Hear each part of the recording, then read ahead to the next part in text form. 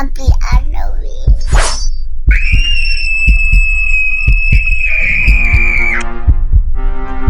Attention shoppers, due to their strong personal convictions, Bhava and Wes wish to stress that this Halloween double feature in no way endorses a belief in the occult. At the Sixville Mall Theater, we want your hair for our sticks. Alrighty, welcome to today's double feature creatures with Bhavna and Wes. And Bhavna, it's finally Halloween. It's finally an appropriate time to talk about Halloween, you goddamn theme park vloggers that son of a bitch. Yeah. I don't know what happened there. We just lost our whole goddamn intro. Something, finally talk about Halloween movies because it's finally Halloween season. Something, theme park. And not only are we, you started with the not only are we watching or talking about Halloween because it's Halloween time. Yes, and I most certainly did not use an S word that I just learned is now banned. See, white men can learn things too, even at 49 years old. But Bhavna, yes, we are not just talking Halloween movies. Mm-hmm. We are not just talking horror movies, certainly not S-word movies. Mm-hmm. We are talking ones that are so very, very, very Toronto. Hell yeah. Nearly Toronto. And what Toronto Halloween movies are we covering today this month? We are covering 2004's Resident Evil Apocalypse and 1980's Prom Night. And I think, did we say we were going to start with Prom Night? I think we said we were going to start with Prom Night. I'm all thrown off now by my white man education, as usually happens. But yeah, so you chose this one, Bhavna. Mm-hmm. What's your relationship to it? Before I get into the journey this took me on. When I was starting out watching a lot more horror movies and making the conscious choice to watch more horror movies, this was in like the starter pack, quote unquote, that someone had advised me to watch. So I had watched it, and then it took me out because it was really Toronto, and then it took me out because it was really my part of town with a certain things. But I really loved it because, I mean, I had already watched Halloween, so I was already in love with Jamie Lee Curtis, and, you know, I wanted to watch more. So that's basically my history with it. And it is so much better than the remake. So if you're going to watch a Prom Night, watch this one.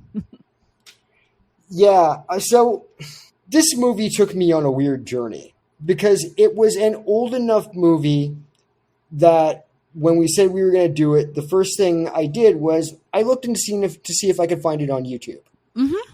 And I did, and it said Prom Night Director's Cut. Now, I know on YouTube that can mean weird shit. So I looked at like the time code for this version of it that was there. And then I went and looked up the actual runtime for Prom Night. And they synced up with maybe like a minute's difference, something like that. Oh, okay. So I said, okay, I must have an authentic version of this. And I watched it. Mm-hmm. And I had weird feels and something seemed a little bit off. But, you know, editing in that time and things like that. Mm-hmm. And I just happened for the first time ever because I wanted to like try and get the names of the characters straight for this one. Mm-hmm. And will probably fail anyway. I happened to do something I don't normally do. And I went and I watched the kill count. Oh, dear. And the kill counter told me that there were other scenes that I had not seen. Mm-hmm. And with like the whole other subplot of the guy that was like the actual pedophile that had been framed for the murder. Right. And we'll get into all this stuff. That was not in my edit. Oh. And then, so I then went and found another like schlocky ad, because at this point I then didn't want to spend money buying the movie. So right. I then went back and found someone that had like one of those edits where they're like watching and like they're, you know, commentating it as it went, and watched those scenes. Mm-hmm. And I think those scenes almost made it worse in some ways. Kinda. It was like a red herring. I mean, you kind of know it's a red herring. But it was such a red herring. Right, but it was also 1980. Yeah. And like the weird thing is I had never seen this because I say I'm not a big horror guy, but I guess now I'm realizing I'm not a big certain brand of horror guy. Slashers? Yeah, kind of. And also at like the pivotal age where I would have been exposed to these movies when I was young. I will fully admit I was a huge wuss and also thought my understanding that these movies were considerably more scary than what they actually are. Ah, okay. So I kind of avoided them just because, yeah, I was a huge wuss. Anxiety issues, things like that. I don't do good with anxiety-inducing things. I mean, it's not like we have a diagnosed anxiety disorder, friend. No, not at all. It's not like you sat beside me during Weapons, but... Such a great experience. I wish I could have filmed you watching the movie. What the fuck? What the actual fuck? For more on Weapons, go listen to the Bloody Broads episode on Weapons that Jamie and I recorded. Yeah, so I'm just going to go into it I actually liked this movie. Yeah. I liked this movie not more than I thought. Mm-hmm. Even with once seeing like mentally cutting in the red herring stuff from the other edit, it still felt weirdly paced to me. Okay. Like I absolutely love the opening sequence. Right, with the kids. Yes, I called it Degrassi Jr. Die. Huh. Because it's also, filmed in the East End of Toronto. Yes. And True. There's little kids in like the early 80s dressed absolutely abysmally. What the fuck was with the twin turtlenecks? I mean, this was technically in the 70s when she died, so... Oh, okay, right. Okay, that makes a little more sense, right? Okay. Yeah. I can let the horrible dress go a little bit more then, because as we know, children in the 70s dressed awful. Because this threw me off, and I think this still throws me off, even seeing the scenes that had been cut from the version that I saw. Mm-hmm. And I still don't know if this was an official director's cut or not, or some guy just fucking around. Okay. Does it seem weird to you that Leslie Nielsen was somehow the first guy in the building, even before the cops, when he is the dad? Like, yeah, when he delivers that line of "it must have been a sexual assault," she probably tried to fight him off or something. Yeah, like that. And then later, only the cop gets an internal monologue. Nick's dad, McBride. Yeah, and because I automatically assumed okay, this guy is the CSI, but he's murdered girl's dad, right? Yes. And the principal of the high school. Right. And I think he was first called to the scene. So what I figured out later was probably that he got called to the scene, but the internal monologue wasn't his, it was the cops, right? So weird choices there. But it's in Leslie Nielsen's voice, isn't it? I can't okay, this is Bhavna's racist corner, apparently. It's an old white dude voice, white people man. sound the same? Okay, yeah, no. It's old white dude voice. I can't. That's valid. And I'm usually really good with voices, so please. Yeah, it stuck on me and kind of threw me for a loop because this is also very much I never found out what you did last summer situation. Yeah, 100%. It's like a mishmash of this was an inspiration for so many slasher films. If you think about it, you take this component and run with it. You take that component and run with it, right? Like you took the secret aspect. You got I know what you did last summer, right? You take the escaped convict thing. I mean, Halloween was already a thing, clearly, as Jamie Lee Curtis was the lead of that. You get that. You took Carrie from this as well. Yeah. And okay, well, we'll get into the spoiler territory for this movie that is, about 40 years old. Give or take. 45. So, bunch of kids are fucking around playing a game of the killer's gonna get you. Creepiest thing in this goddamn movie. Mm-hmm. As you watched me during Weapons, once again, creepy ass kids will get me every damn time. Yep. And this time it's malicious ass kids. You could have made that the whole movie, and I would have been great. It could have just been like killer children, that creepy level factor. I'm down. Mm-hmm. They fuck around and find out one little girl goes through the window, and then the window falls like minutes later onto her, and slashes her throat open. All that. It makes more sense to me now that they automatically had a pedophile on the run to blame for this. Mm-hmm. Because I was like, okay, but at least, even if they didn't see the killing, at least two of those kids knew that, like, the other kids were fucking around in the school with the little girl. Well, they didn't know she was in there, right? Because the sister, Kim, she goes back to get her book, and the brother seemingly just fucks off. And goes like, well, they don't want to play with you anyway. And then, like, this all happened in a matter of, 5 minutes? Yeah, it felt like there would have been... Because these were Kim's friends.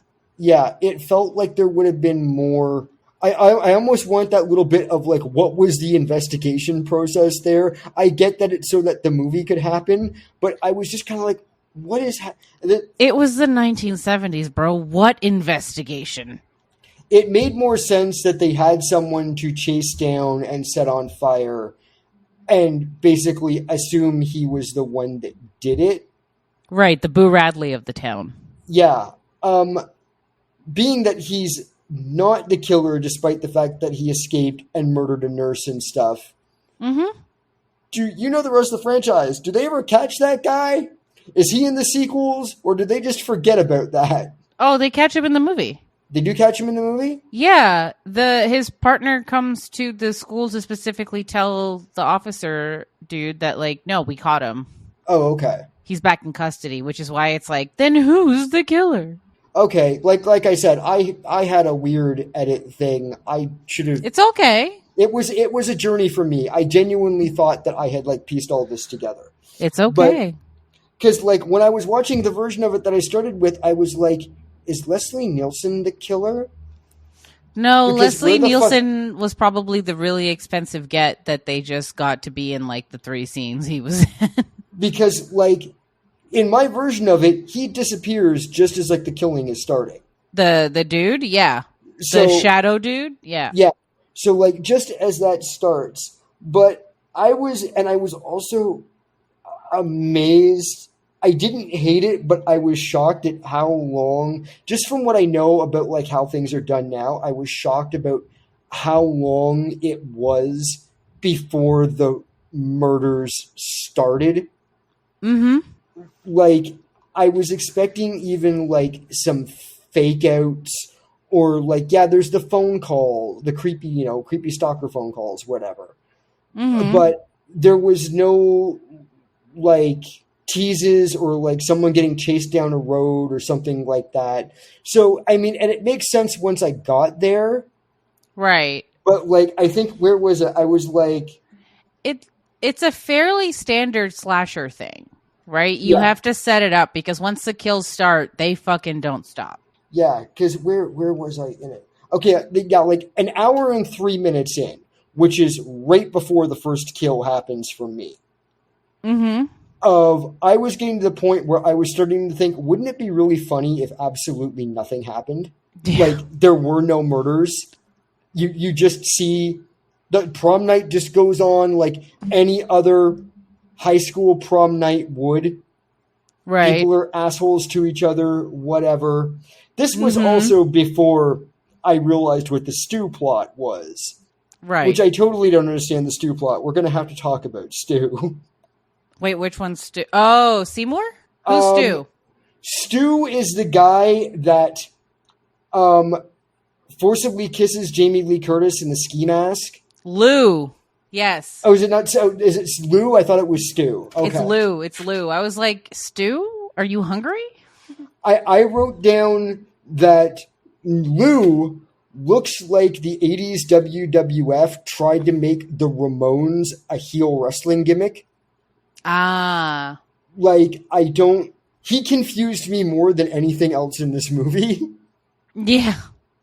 Because like I was just like, what is Stu? Well, a stew is when you take... No, I'm kidding. I mean, clearly he's, you know, a grapist. And 100%. had... I think it is pretty much like absolutely spoken that like had Wendy not been brutally murdered, there was going to be a gang raping by the end of that night, right? Like him and his buddies were gonna... They were at least gonna prank or do some kind of prank. I'm not sure about grape necessarily, but yeah. Because like she gets in that car with him and his two buddies, and I'm just like, what are you doing? Like, well, she's also a mean girl. Like, she's true. about business. Even when he tries to make out with her, she's just like,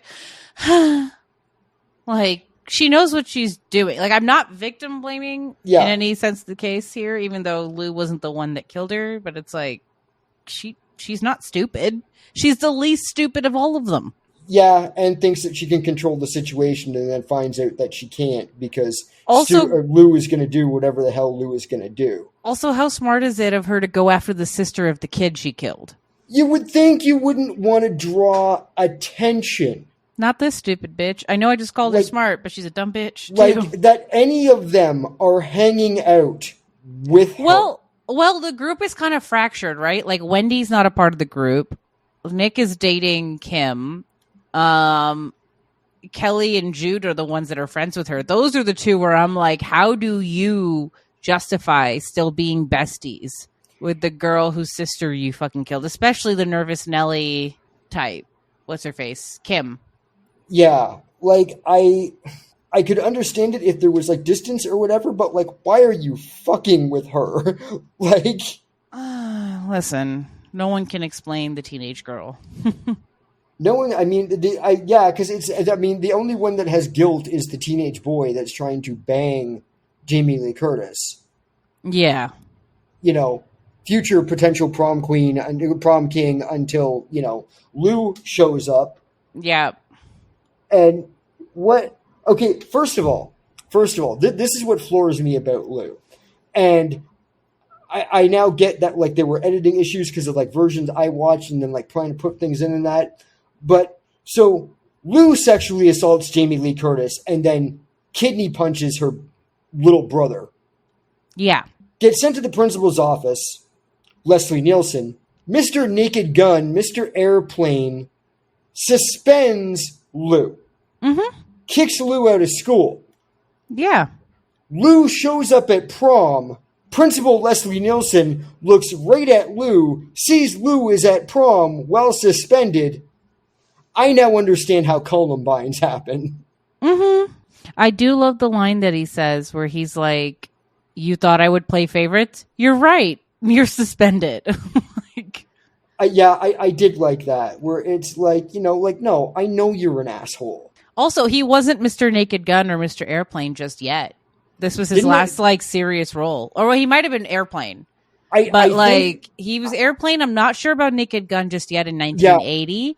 But this was also one of his last serious film roles, because he just did comedy from here on out. So he wasn't, like, just Mr. Comedy. I think that I could be wrong about this, but I think that I had read that it was, he filmed this and then he filmed Airplane somehow came out before Prom Night. Something like that, yeah. By like a month or two or something. Yeah. So people were like, Leslie Nielsen's in this? What the hell? Surely someone can figure that out. Yeah. Oh, I was kind of amazed by the amount of time going before killings. No, that seems to be pretty standard slasher, right? Because you want to set up your reasoning in the beginning, in the first act. So you have that with the kids. Then you have to have them kind of modernized, which I did kind of like the flashback between the child face and that. Like, you don't get that as much anymore, which I really did like, because, like, obviously 6 years makes a huge difference, right? Yeah. Like, they've gone through puberty. They're, you know, quasi late teenagers, early adults at that point.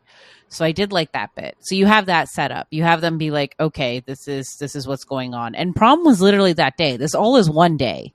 Aside from the beginning, this is all Yes. one day. And then you need to establish where they're at now. So they took what, like 20 minutes doing that between all that kind of stuff? 20 minutes, half an hour of the hour and a half? Yeah.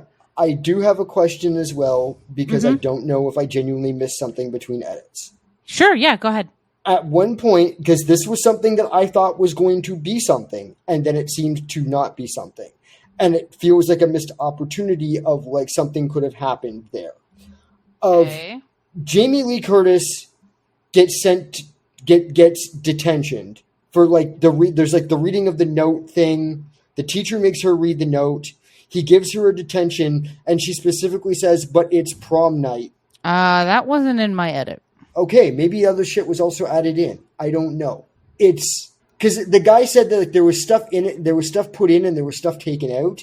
And I'm like, okay, whatever, because that actually maybe also affects my cuck chair candidate for this. I don't know. It's a bizarre. The only cut you get of her in an actual kind of class of any sort is the cafeteria brawl. Okay. And then the gym class with the tennis and the whatnot. Do you get the mooning shot? Yes. Okay. Because that was actually something I could have done without for reasons. I mean, yeah, there wasn't really a choice other than to flash the other red herring. Because that one is almost even worse in ways. Right. Of like, okay, but like that's how you get a Freddy Krueger. That's how you get a Freddy Krueger. Yeah, I did enjoy it. It was just confusing on certain things because I'm also not used to this genre of movie. Like I had said, I had avoided it. And when I have like picked it up now, it's been more of the modern ones. And that's right, so you've seen more like the grandchildren and great-grandchildren of this movie. Yeah, as like opposed to... I have seen more slashers of the last couple years because of you than what I have like ever seen, because they were not a genre that, I mean, they're still not a genre that I'm super into. But if there's a good one, I'm gonna, suggest it to you. Yeah. Okay, so before I jump to other shit, what was Lou's plan? Before the beheading, I'm trying to figure out what was Lou trying to accomplish other than getting expelled. I feel like they were just going to pull a Carrie, not like the blood thing specifically, but like just pull like a embarrassing. I feel like the end game was supposed to be they embarrassed Kim enough or whatever, or they did enough to embarrass Kim that Nick would just go home with Wendy. I feel like that was her plan. Yeah, because she's all like, Wendy's all like, I don't want anyone to get hurt. Not too badly. Now that, they beat the tar out of him or whatever. But like, I'm like, what are you trying to accomplish other than getting expelled?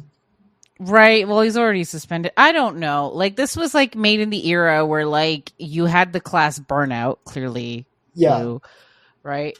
Who gives up enough to become that like random outlier, the person that has nothing to lose and just doesn't give a fuck. Yeah. Like, I also get that they probably never actually answered that question in their own minds. Right. Like that, Lou is a joker. Lou is just doing things. Lou is a school bully. He's we don't need a plan because he's gonna get fucking beheaded. And I did enjoy that. Oh, I enjoyed that as well. And I also enjoyed, I know I'm not supposed to say this, but I enjoyed Wendy getting killed as well. Because of all the kids, I blame her the most. Well, Wendy was the ringleader in the school in Degrassi Junior High. Yeah. Yes. Yeah. So, yeah. I mean, she had to go for sure. The only person in this movie that I feel like really was unjustly killed was my good friend, young Waingrove. Young Waingrove? Slick. Oh, yeah. Clearly, Poor kid. I mean, he's got a sex van.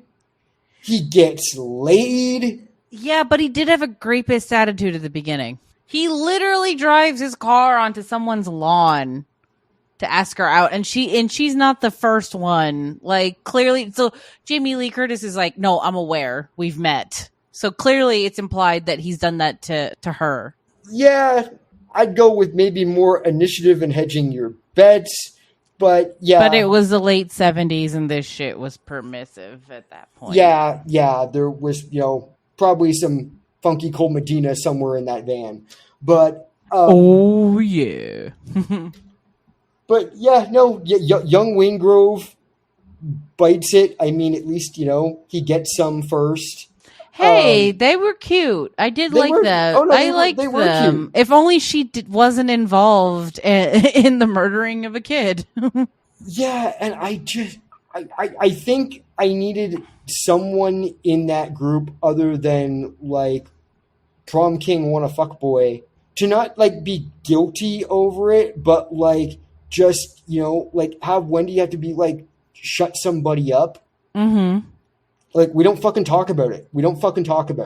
Shut the fuck up. Right, but these kids really compartmentalize that shit. Yeah, I'm assuming for most of them it's a trauma response, and they just, maybe some of them have just fucking forgotten that they've done it.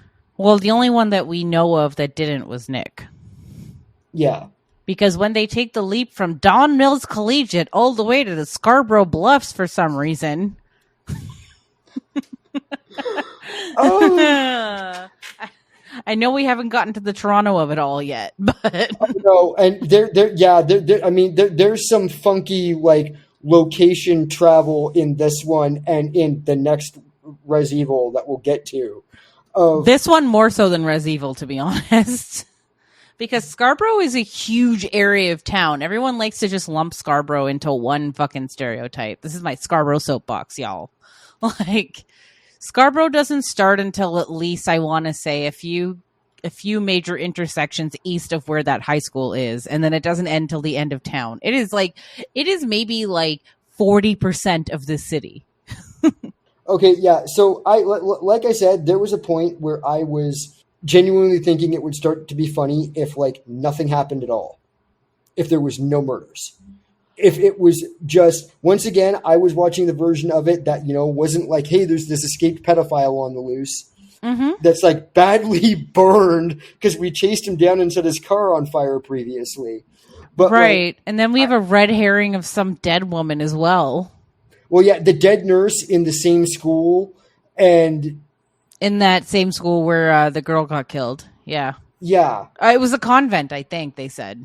Yeah, I forget what it was, but it just... Well, if you want to know what it really was, it was I have it right here written down. It was the Langstaff Jail Farm in Richmond Hill.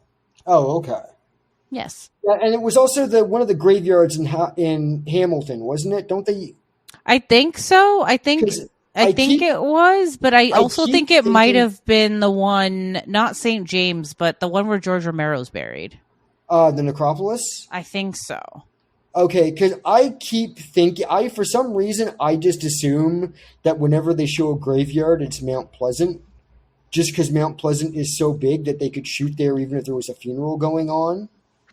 Yeah, that and St. James is big enough for that, and so is the necropolis. The necropolis is pretty huge. They could do that too. Yeah, I've been out there in quite a while.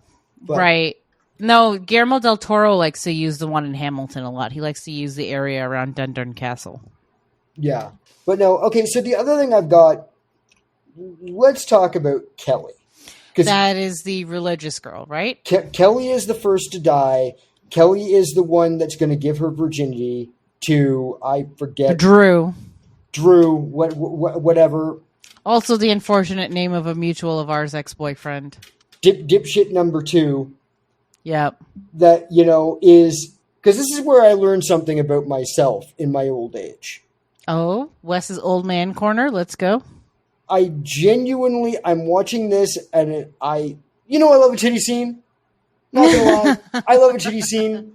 I'm watching this and I'm like, I genuinely could do without this and give me, like we already, but like take the nudity out, give me a hot and heavy makeout scene, make them cast actual fucking teenagers. By this point, I was so longing for the cornfields. Like, The entire cast, I know they were probably mostly only in their 20s, but they felt like they were in their 30s. I mean, I think Jamie Lee Curtis was only 19, so she was only about a year or so older than, like maybe 2 years older than what she was actually supposed to be. Yeah. I don't know. Everyone just felt older for some reason. Well, it was also that, like, everyone also dressed a lot older back then, you know? Yeah. Hey, but, like, I felt like her humiliation was enough because we knew she was going to die first, right? Because, you know, there's a reason why Randy in the Scream franchise is like, you know, if you have sex, you die type of thing. You know, virgins don't typically survive, though technically she still remained a virgin. But, you know, the humiliation was already, like, you knew she was going to die. You didn't need to also have her be topless, you know? Well, at that point, I didn't know she was going to die because right up until she died, I was still considering the possibility that nobody was going to die. Well, clearly you have some education ahead of you in the slasher genre. I was starting to think, hey, wouldn't it be funny if no one died? I was also thinking it would be funny if, like, if this just ended in a school shooting. Yeah, those weren't happening just yet. No, I know, like. But it was these thoughts were just going through my head at this point. And then the killing starts. And once the killing started, I was like, okay, is it Leslie Nielsen dressed up in like a full... Oh, I didn't think him. I thought the mom the first time I watched it. I thought it was going to be the mom. I was pretty sure it wasn't the mom, but because once again, there's that creepy ass start with Leslie Nielsen, and he's playing everything so emotionless, really. Right, but then you have the mom who, like, is emotional, but, like, you wouldn't think it would be her. You know, like, you take it being the mom, and you get a Friday the 13th. Yeah, I was pretty confident that it wasn't the mom after the whole scene with, like, the almost getting run over by the van and the jumping in the van and getting thrown into the van and things like that. But I wasn't convinced that it wasn't Leslie Nielsen. Right. I thought it was him around the time where he said he had to take the mom for a walk. Because I'm not going to lie, I legitimately forgot at some point that the brother existed. Right. Can we talk about their relationship for a minute? Sure. It was a bit Folgers commercial-y. Like, when she says, are you going to help me or are you going to leer? And he's like, I'm your brother. Of course I'm going to leer. And I'm like, sir, do you know what the word leer means? Yeah, I was having a little bit of a flashback to our Bollywood episode. Oh, okay. With Ajay and Pooja? Yeah, I was sort of like, wait a minute. Is she adopted? Is this another family? Like no, they're family? Twins. They're twins. Wait. Are they the twins? I thought he was the twin. I thought he was the twin of the girl that died. Oh, wait, no, yeah, he is the twin of the girl that died. Because she was like the older sister, wasn't she? Yes, she's the older sister. The twin was the one that died. Yeah. Yeah, because like that was the thing that confused me the most of like the adults in this movie didn't seem to make sense to me.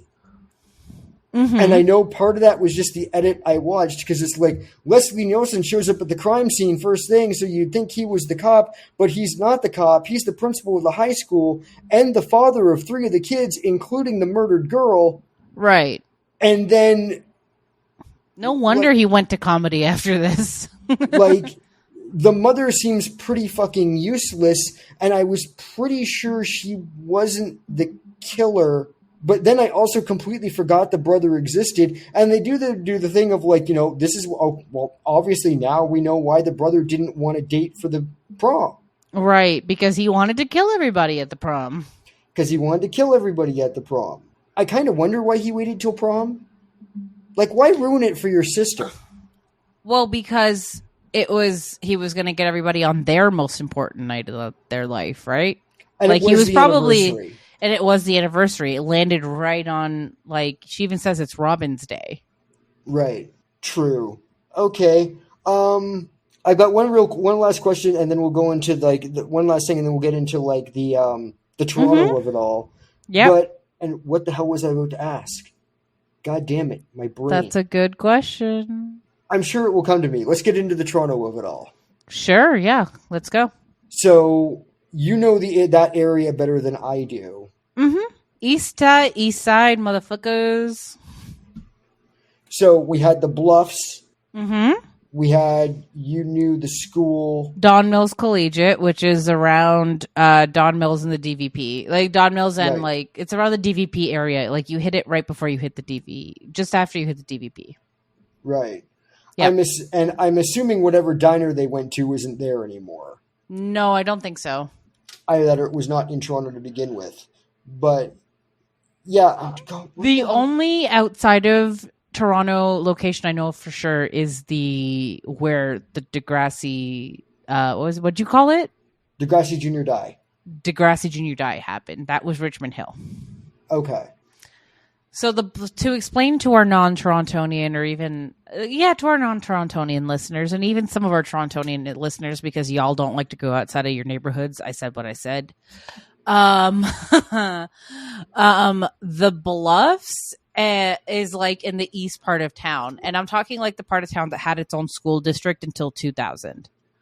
So like it's hilarious because at the time this would have been filmed, the school district where they go to the Bluffs, which they even name drop, because I believe in the scene where Seymour and Jude are about to have sex, they're like, let's go have sex in the Bluffs, right? Right. So like they even name drop it, which I was kind of shocked. I thought they wouldn't name drop it, but they did. So the distance between that and like the high school, like they would have had two different school districts. So like you're literally hopping a school district to go and, have that. So very different. Like at the distance, I don't know the kilometer distance and I don't want to look it up. I cannot be bothered, but it is at least a half an hour to 40-minute drive between each other, depending on traffic, minimum that much. And that's like modern day with more lanes. Like the magic of movies. The magic of movies. But it was a beautiful choice, if I do say so myself. Like I did like that they kind of had it like that. Like it was kind of nice and heartwarming on my rewatch to see Lake Ontario in the back and blah, blah, blah. And I did love the payoff because, you can't mention that they're a bluff without having a car go over the side and end up in a bloody mess, in a fiery, bloody mess. Can you? Well, I'm wondering because with everything that's going on there, you got to wonder how long it takes anyone to find that van. Right. If they were close enough to the marina, it would be flagged. If you're going actual Toronto, right now. But I'm thinking the van explodes as it goes off the cliff and blows up. Theoretically, you'd think it would not be too bad because they'd have to do an investigation, so they'd have to search the grounds, and it wasn't too far off the bluff, right? They have to investigate the entire grounds once they find out she's missing. Yeah, they'd be once they do a body count and they realize 2 people were missing from the prom, that would be one thing. But because nobody seems to in the area seems to hear the van blow up or go off the cliff. Or anything. I know standard slasher stuff, whatever. But I'm just once again, I start thinking about the forensics teams having to come in and figure this shit out later. Oh my god! They weren't thinking about forensics, bro. But I gotta say, I only have one real cuck chair candidate for it, and it's poor Mr. Weller. Oh yeah. I love his little horrified face when they're like, "Oh, who can present the crown?" And it's like, "Mr. Weller can." Yeah, because then again, I also saw the section of it where he's actually trying to teach a class and none of his students are listening, and he sends Jamie Lee Curtis to detention, and apparently that never happens. And then his whole prom thing is just a nightmare, and then he's finally going to introduce the prom king, and Prom King gets his head cut off, and it's not even the OG Prom King. And then Jamie Lee Curtis caves her baby brother's head in with an axe. That was the saddest part of the movie. That part got me. I was like, "Oh, you killed her. They killed her. I know they killed her. Fuck, I'm dead." Robin. Lord. No, that was really sad. And when she's like, I love how nobody was like, what the fuck? When she's like, don't shoot him. Well, and once again, like, even when she like looked at his like eye, I was still thinking, it can't be Leslie Nielsen. There's no way they're going to tell me Leslie Nielsen can move like that. I mean, have you seen The Naked Gun? Yeah, true. But yeah, it was definitely interesting. I don't know what the budgets on those things are. Mm-hmm. Actually, the budget was, I have it right here. I think it was $1.5 million. Yes. $1.5 million. They didn't do anything lazy from what I could tell. No. Which is what I cannot say about our second movie. Bhavna, do you agree that, teacher goes in the cuck chair, Mr. Weller? Yeah, I agree. Teacher goes in the cuck chair. Okay, do you have anything else to say about this one before we hit our intermission? No, let's go. It's intermission time. You look hungry. Have you tried the sweet, sweet taste of human flesh torn from the bone of a screaming teenager and dipped in our artificial liquid cheese? Get it in one of our popcorn buckets now before they bleed out. At the Sixville Mall Theater, we love it when the kids drink in the field behind the mall. Bhavna, Wes, I've put movies on this list for a lot of reasons. Mm-hmm. When I put Stone Cold on this list, that will be out next month, Mm-hmm. I knew I wasn't putting it on because it was a good movie, but I put it on because it was a fun and insane movie. Mm-hmm. I think this is the first time I've ever put a movie on the list, but basically two shit on it. Interesting.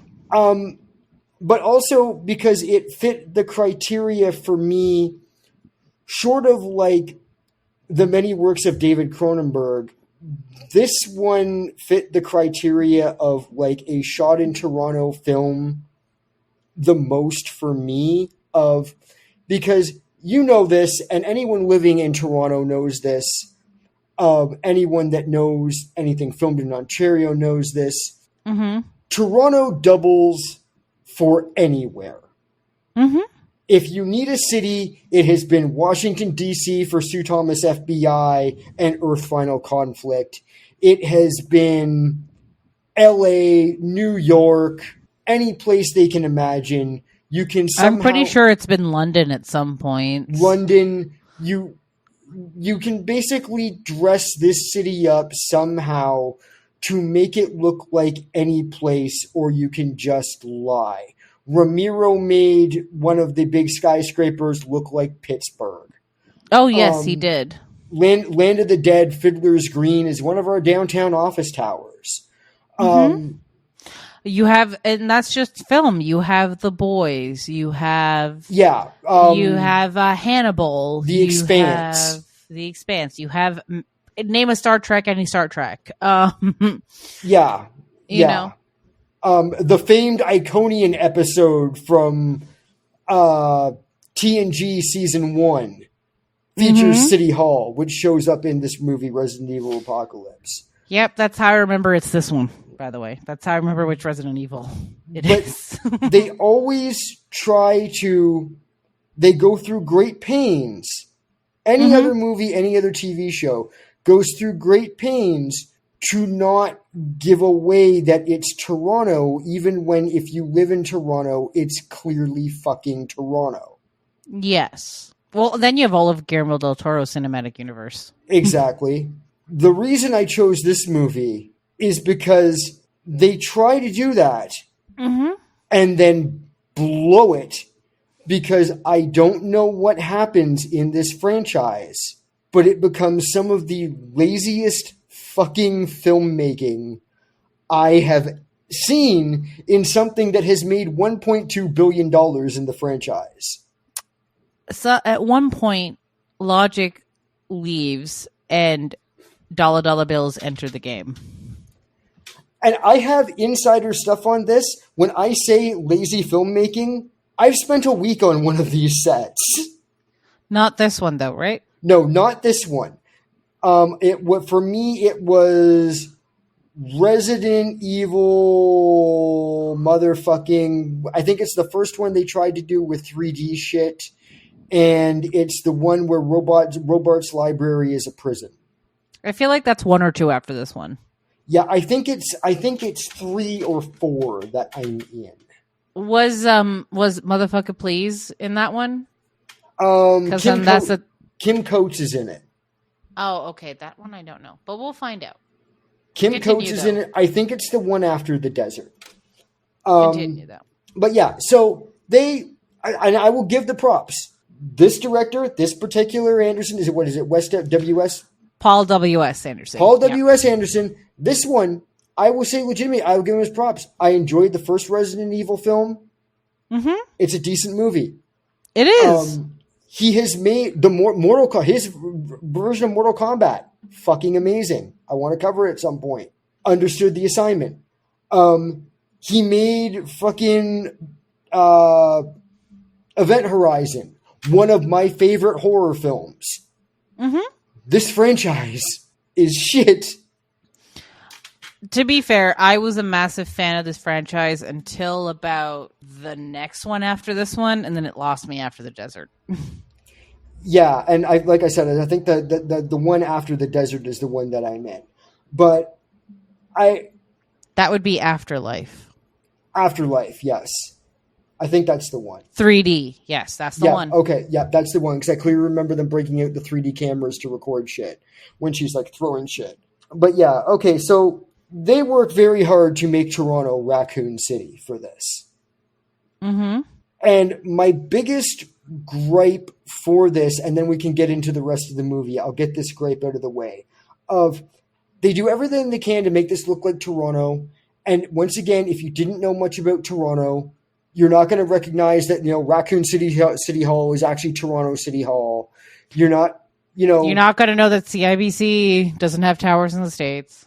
Yeah, or the fact that they don't change any of the names on the skyline when you have that much of a digital budget is one thing. You're not going to know that's the Rosedale Bridge. This is the one where I think that there might be a larger distance issue, but I don't know Scarbs that well. The one point when they are traveling across the bridge that goes across the Don River.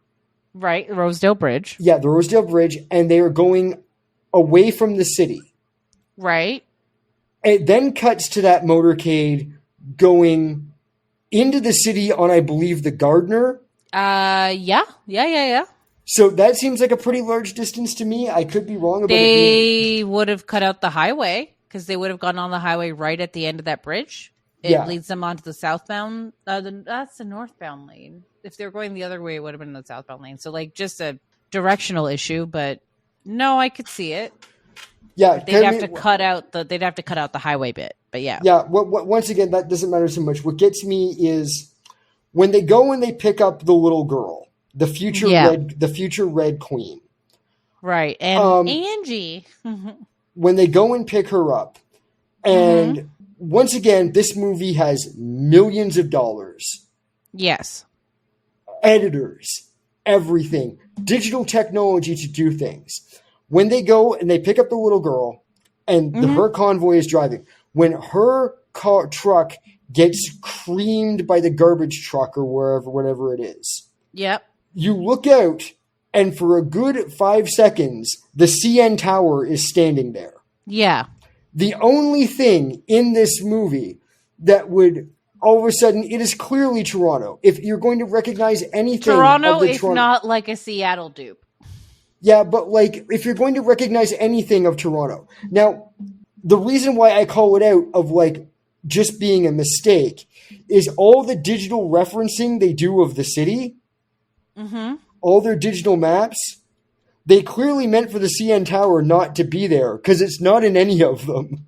No, it's not in the maps, and in a lot of other things, they clearly cut away before the CN Tower's in view. So it is, and once again, being one of these sets, I am unforgivable laziness to me. Yeah, I don't, and you could have.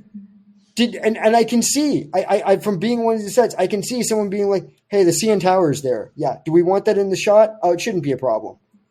Yeah. Like, who the fuck cares? They were only into their second movie of this franchise, and they were already into who the fuck cares. Yeah. It blows my mind. And I also have to say, I need to apologize to you, because every time you said that my shit is custom line, yes, I thought you were always talking about miniskirt cop chick. No, I was talking about Mike Epps' character. I was talking about Lloyd L.J. Wade. I do enjoy her walking into the police station and just blowing people away. I do love that. No. I was talking about my boy, Lloyd Jefferson. Motherfucker, please. My shit is custom. Where did he get those? He probably got them off other people. Like he was also a low level like thug, like That's a low true. level. Sorry, I don't want to use a T word. He was like a low level criminal because the first time we meet him was in the police station with somebody else who's already been infected. Like he's been waiting to be processed. He's cuffed to the chair. Right. So clearly he's in for some crime. So it's not a stretch. But yeah, so this is the most Toronto movie. We've got like the Gardner, we've got the Don River. I'm pretty sure one of the locations from Crash is there. Right. We have a CIBC tower in there somewhere. You have our whole fucking skyline, minus the CN Tower, except for the one point where the CN Tower is just there. Yeah. Like it. Yeah. I will say I absolutely love the standard zombies in this. Oh, same. In like the standard ones or like the hyperactive ones? Just not so much the hyperactive ones, but just like the standard slow, the ones that are just kind of like wandering through the city for most of it. Right. Yes. Like the ones that go after the woman on the rooftop. Yes. Yeah. The one that's like, it's not the same. There's no going back. I love that scene. I want to know how they built the Great Wall of Raccoon City if they're using Toronto as the architecture. Right. I'd like to know what like that. Just like, can you superimpose that over the map of like the area that you were using? I just want to know how that works. Right, with the early 2000s 3D graphics. And like, okay, how quickly did you build that? Because that for me felt very like the Great Wall of Israel in World War Z. Oh my god! Of like, did nobody notice that like Raccoon City was building a giant concrete wall, right, 30 feet high around the city? Did no one ask any questions? No, I don't think questions were asked in this one, friend. Yeah, there were no questions asked about this. Was this the one that George Romero almost directed? Possibly. Or like there was talk of it. I know there was talk of it like he was going to do it right after, and that was the whole thing of why there was like the Dead Walk newspaper at the end of the first one. Mm-hmm. I think so. I think that was it.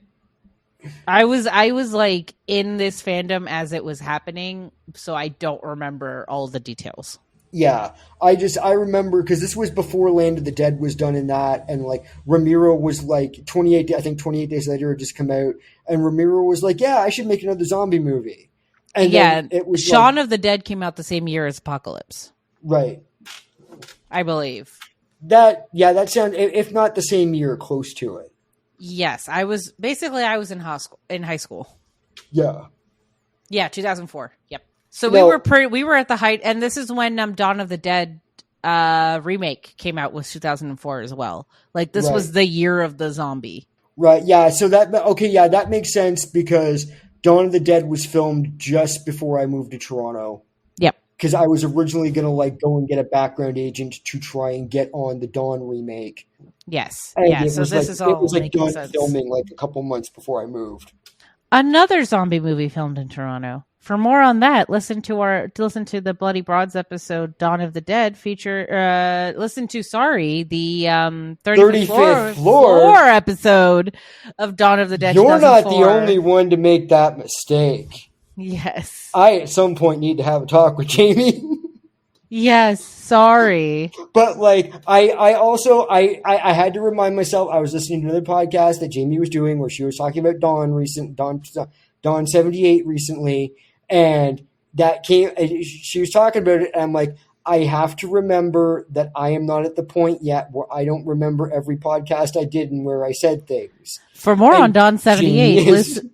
for more on Don 35th 78. Floor podcast. Yeah, but more on Don 78, listen to the Bloody Broads episode featuring Phil Nobile Jr. of Fangoria fame. Exactly. Yeah, but I do love the OG zombies in this. I love the zombie Dobermans.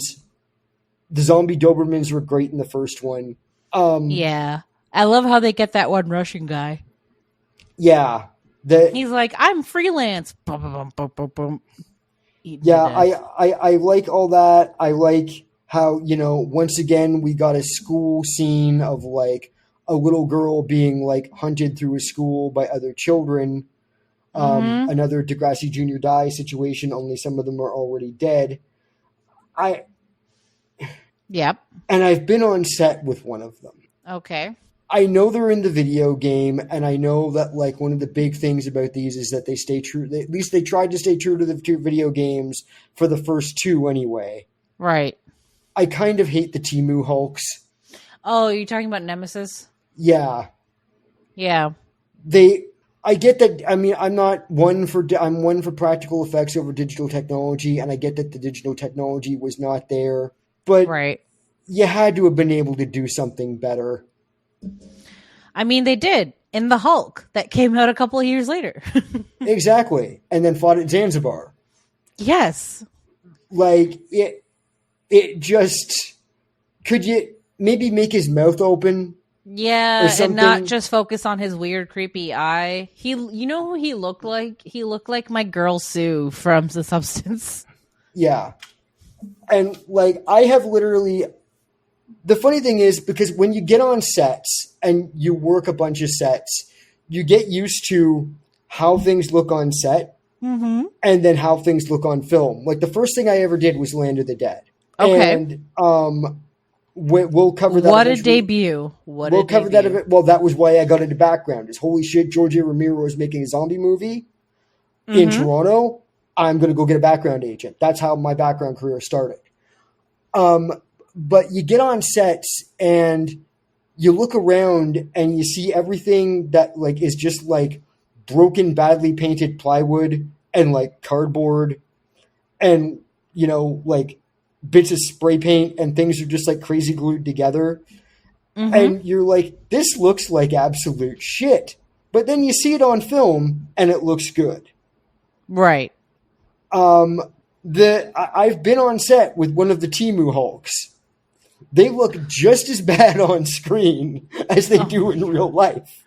Oh my God. Like, I've had one of the Temu Hulks, like, right behind me. Oh my gosh.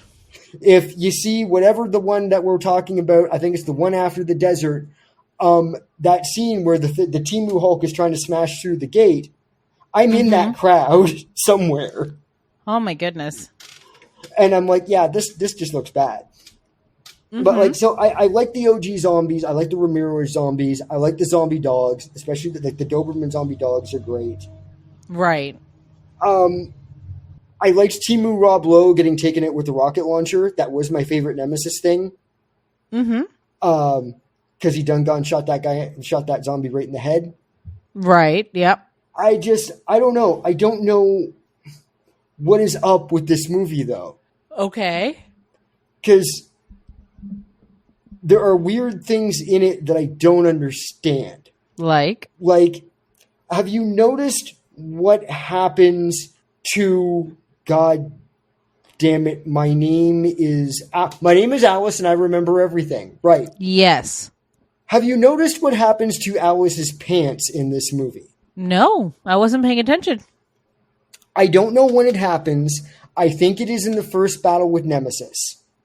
Okay. At some point... The one off the bridge, right? Yeah. At some point, one leg of her pants completely tears above the knee all the way around. And she ends up, for the rest of the movie, wearing that piece of pant leg like it's a leg warmer. She probably thought it wasn't prudent to change. Like, and once again, like, seeing how these are made, I wonder if, like, it tore all the way around and they just didn't bother, or they were like, it's cool. Because it just seems like such a strange, like, once you see it and once you notice it, you can't not notice it. This was the first time I noticed it, and I'm like, what the hell? I mean, I'm going to chalk it up to continuity, but continuity on the wrong thing, apparently.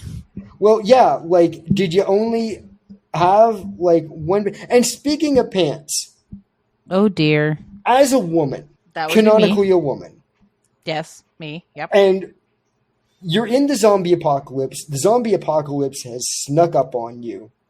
You are I mean, it's about to at this point. You are a TV journalist in the zombie apocalypse Sure.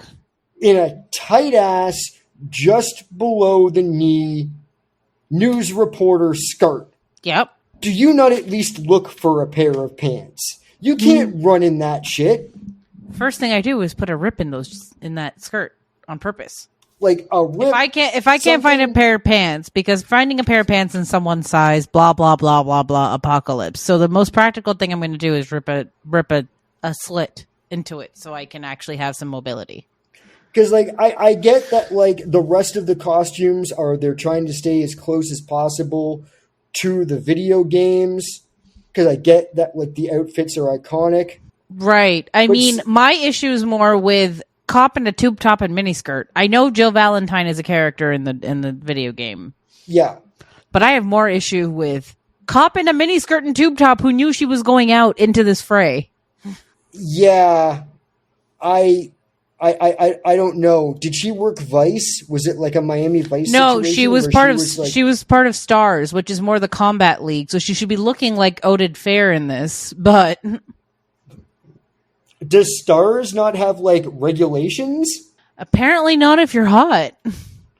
Because I remember, like, Miami Vice, there was the two girls that, like, always worked, like, the prostitution rings, and they always, had to dress the look or whatever. But yeah, when you're part of essentially a police military operation.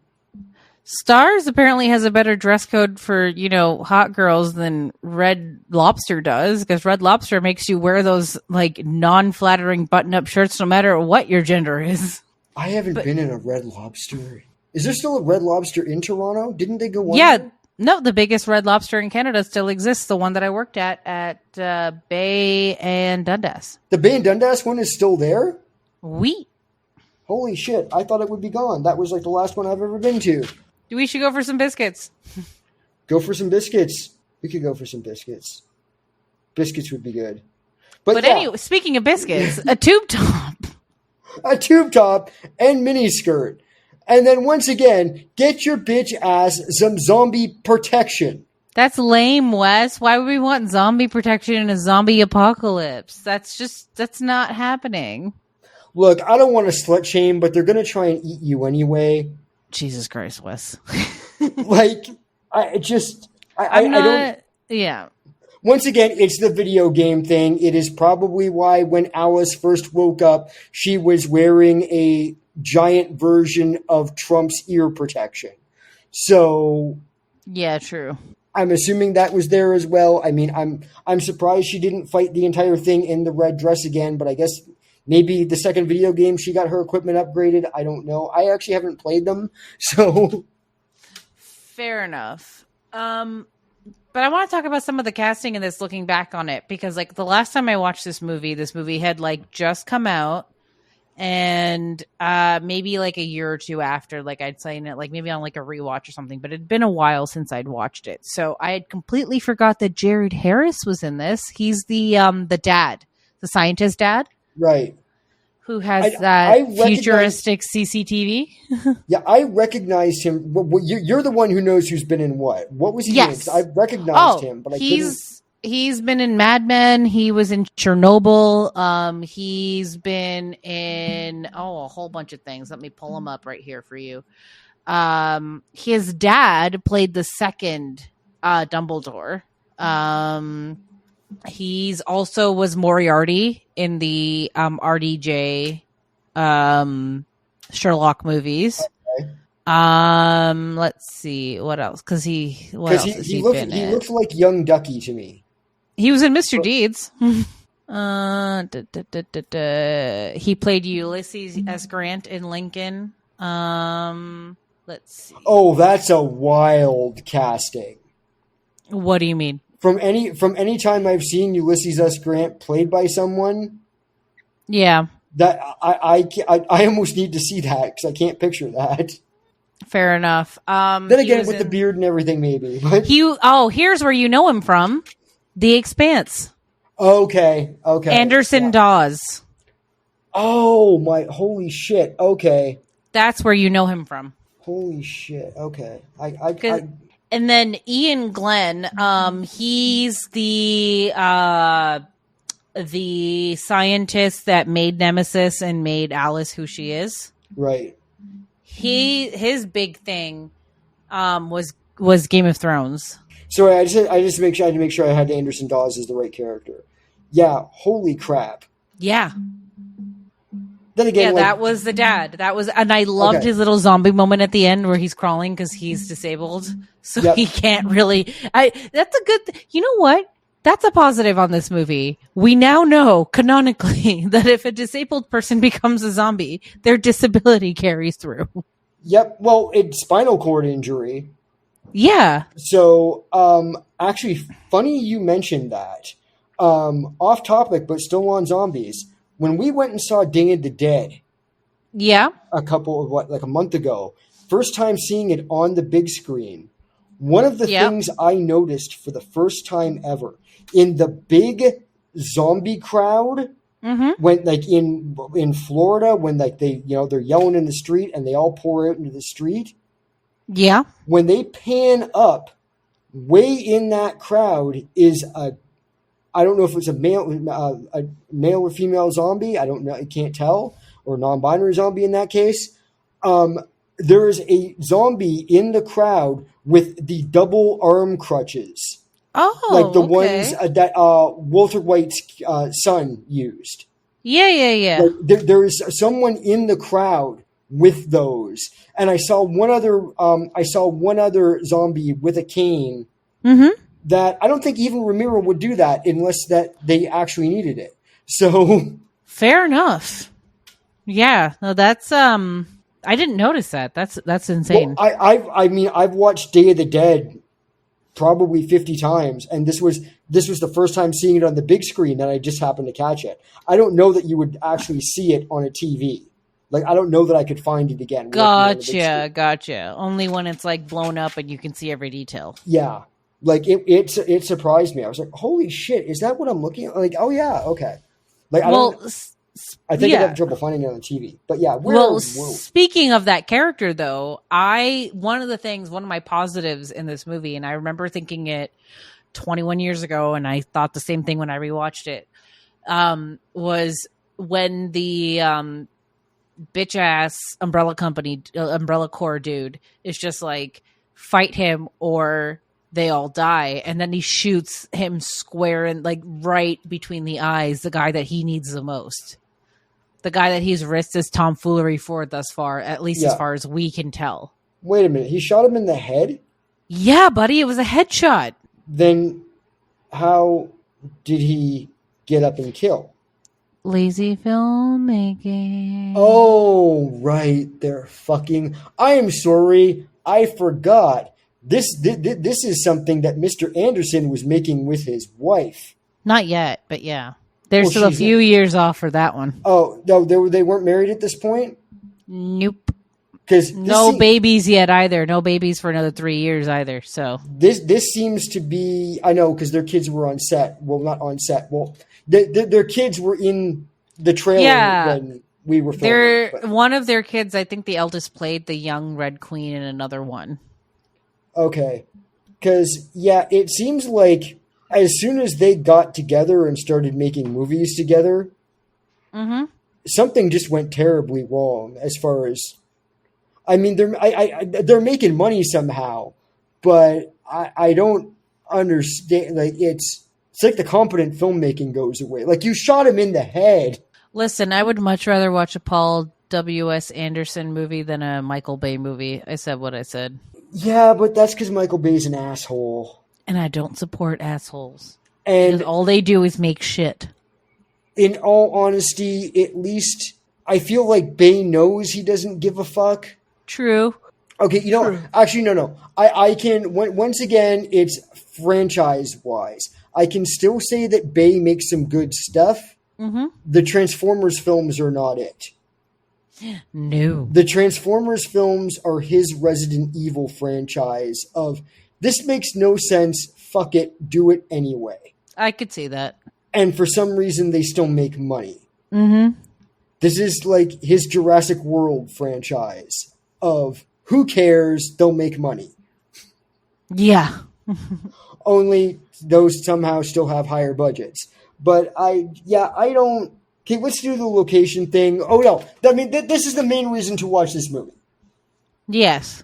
The final blowing up of Toronto's City Hall and then the nuking of Toronto is the reason to watch this movie if you live in Toronto. And the King Street streetcar for reasons. Listen, it made me nostalgic, okay? I was nostalgic for those streetcars. I liked them because in the wintertime, I wasn't cold or overheated. Yeah, I mean, they are... And they were more on time than these bullshits that we have right now. Yep, they are more accessible.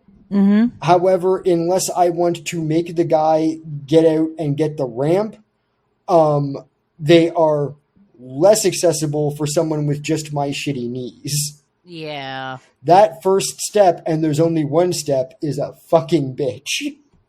Yeah. I do miss... The steps were closer to the ground. I do miss the old streetcars, and I'm sorry, this is an unpopular opinion, and I do not condone violence, but... Uh-oh. TTC was a lot friendlier before they could hide behind walls and you couldn't punch them in the face. Yeah, and you know what we didn't have on those streetcars? Poo. Yeah, and do you remember when the guy on the clean car would, like, point shit out like tourist shit? Yeah. All that's gone away. I don't know if they fired that guy. I don't know if he got murdered. I don't know if he just got in his little glass cage and stopped giving a shit. But yeah, the classic Toronto streetcars. I miss the classic Toronto streetcars. What I missed the most about them was that you didn't have to yell for the door to be open because there was a sensor in the fucking stairs that opened the doors for you. Yeah. You just had to step on it and it Now would open the fucking doors. Now you've got to repeatedly punch the thing and hope and you've got to yell and you hope it goes through the fucking thing. Yeah, no. Ugh. Stupid. But yeah, they blow the shit out of City Hall. That once again, you'll recognize City Hall from The Expanse. You'll recognize City Hall from going through the Iconian Gate. You'll recognize City Hall from Handmaid's Tale. I haven't watched Handmaid's Tale because I'm watching it. Well, no, you're living it. Well, yeah. Remember to take your Tylenol, Wes. I am going to eat so much Tylenol. Sixville Mall. We're going to put children's Tylenol in our concessions. Excellent. Your kid has a fever? Some fucking autistics. I tell you what. But yeah, so they blow up City Hall, which is, quite frankly, my favorite part of this movie. Is it because you hate City Hall or you like the visuals? I like the visual of it. It's, something that you assume will happen eventually somehow anyway. I mean, it's what we legitimately thought was going to happen during the Cold War. Like, obviously I wasn't alive, but like anyone that knew anything knew that the missiles that Cuba had were clearly aimed to like have the fallout hit here as well. Like, yeah, it would make contact in the States, but we would have gotten the fallout. Oh no, I mean, if they're firing off that many, because the thing is, if Cuba fired, then America would fire. If America fired, Russian fired. Toronto's getting hit anyway, because I'm sure we're on a list. I just really want cake right now, y'all. That is just what I want. Okay. But yes, I really like those visuals as well. Like, I do like a good, like, you see the bright explosion, everything gets quiet, then it's like the ripple effects. Beautiful. I like the fact that they're like 30 feet from the mall and don't go to the mall. I also like that the chopper crashes in a waterfall that I'm pretty sure is in Hamilton, but then you go and you see you're in the Don Valley somehow. Yeah, there's all that wonderful stuff, the wonderful Toronto alleys. And I'm surprised they didn't use the path system more somehow. I feel like the path system is something they could have used during the Hive bits more than Apocalypse. No, because I'm just grateful that they seem to have spent money on actual sets for the Hive.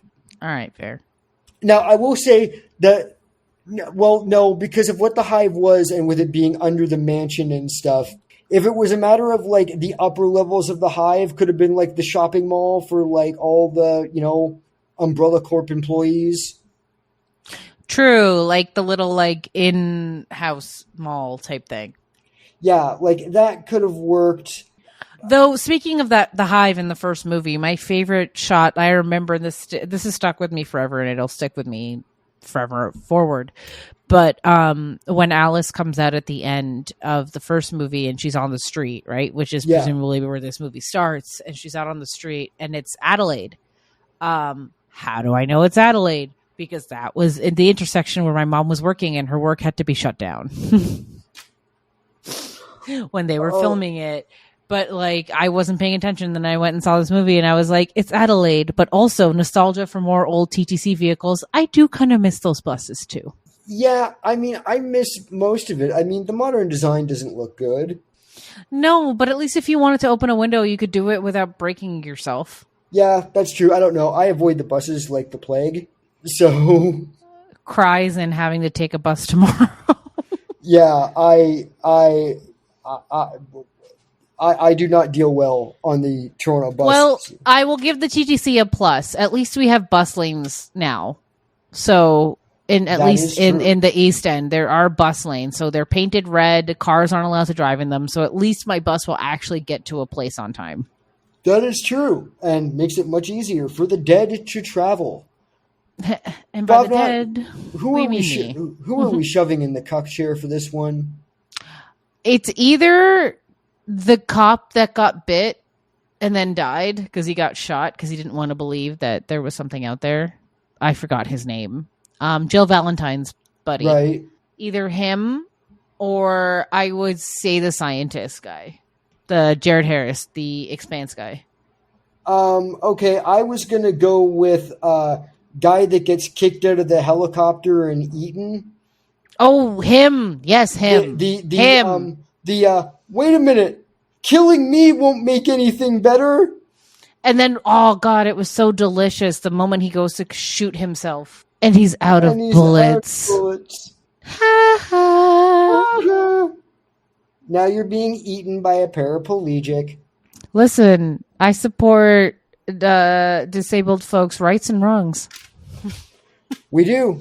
And hey, once you're a zombie, it's all fair game. Ew. You're no longer the same species. Nope, you're superior. As we know from the Twitcher in the fountain. And Bhavna, have we fed him recently? No, we haven't. I don't know what he eats, and quite frankly, I'm not entirely sure he's dead. I'm not entirely sure he's alive.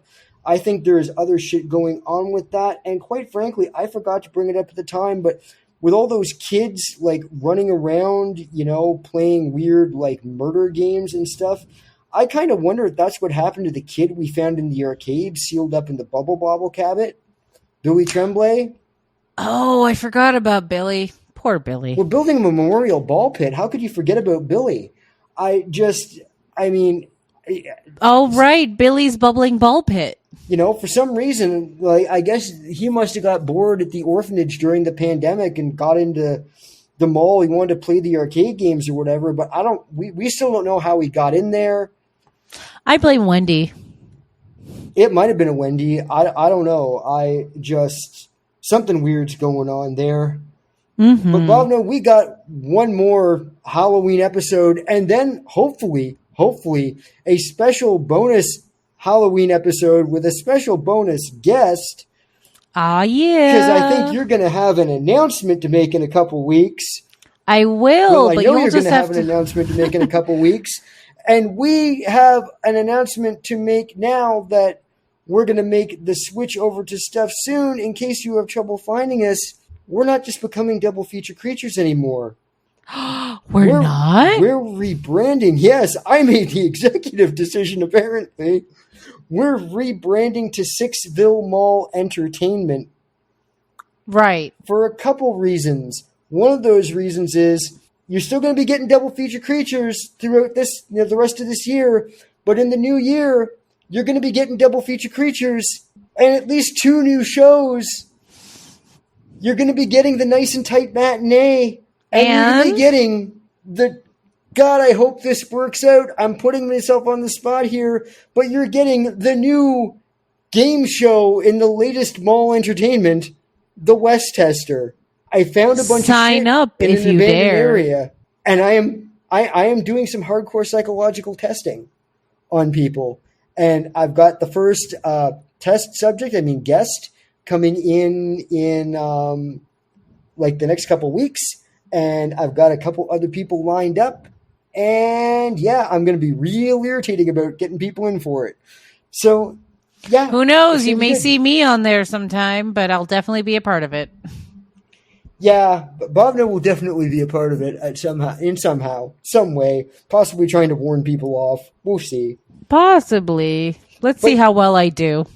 But yeah, I don't think we need to drop our socials right now because we're going to be changing some of those around. But if you do want to check out Bloody Broads at Bloody Broads Pod across the internet, you can definitely do that. If you want to see me post sporadically, you can check me out as at the Lucky Charms. That's SHARMS, except for on Instagram, but there's a little underscore on the end, as I am the more social of the two of us. Yep, and I am getting more social. I will drop my links in because I've changed my links. It's like west at the Sixville Mall or something for. I think it's west of the Sixville Mall or something like that. West of Sixville, something like that. If you'll find me through Bhavna if you need to find me. I share her stuff. And he does. Yeah, I also edit a podcast called The View from 4 Feet 3 Inches with Cassidy Huff. And if you're a part of her Patreon, you can also get me once a month co-hosting her bonus episode, the Cassidy Huff After Dark show. But yeah, I think that's all for now. We'll make this one a little bit shorter because Bhavna is very tired. She is. It's been a very hard week for her. Been a very hard couple of weeks for her. And she's had a migraine this entire time. Oh, God. Okay, we are going to let her go. I ain't going to stop screaming in her ear. And yeah, we got one more episode coming up with a film that I truly love and cannot shit on in any way. Do you want to tease it? Well, my pick for next month is A Mouth of Madness. Oh, yes. Right. John Carpenter. Yes. And then mine is TBD. Yep. Which somehow, great film, TBD. Great film. I think I have it down, but yeah. What's that? I think I had Bhavna's. We can check that real quick. What was Bhavna's? Saw 3D. That's what it was. Oh, hell yeah, buddy. That was Saw 3D. We are so be prepared for me to be insufferable on that one. Oh, I'm pretty insufferable for In the Mouth of Madness. So it'll be the insufferable episode. So it will be a very insufferable episode. We'll let that one go longer and let this one go shorter, and we'll let Bhavna's TIF tumor finally start to shrink down because that's probably what's been causing her the problems. I've got a tumor. I'm a baby. She has not been the same since TIF.